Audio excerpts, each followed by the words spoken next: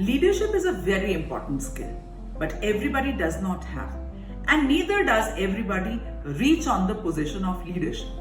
पर अगर हम ये कह रहे हैं essential skill है, it is definitely a right of every child to experience and try to acquire, isn't it?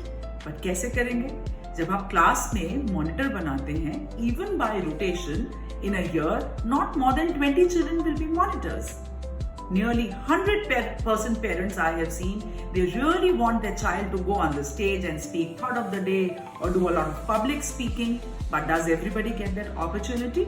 So what we've done is, when we were writing this book called Skill Me series from nursery to 8, we thought that can we teach leadership skills in simple activities which can also be reflected on, which can be measured, and a matrix can be maintained. So one such activity in grade 4 asked a child to first try to give directions and instructions to the class where the classroom has to be arranged.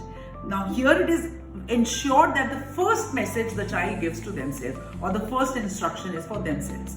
Why? Because if the child starts arranging, there is a high possibility that a few children would be just standing and observing, okay, you do it.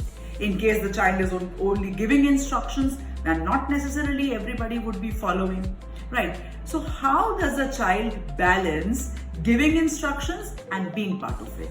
Now this one simple activity gives or empowers a child to think and to write it over here.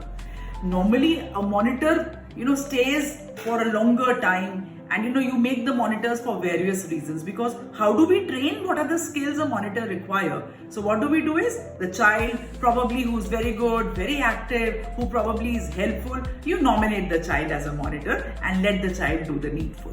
Over the time, the others observe and probably fall in the same line. Now this one single activity is so powerful.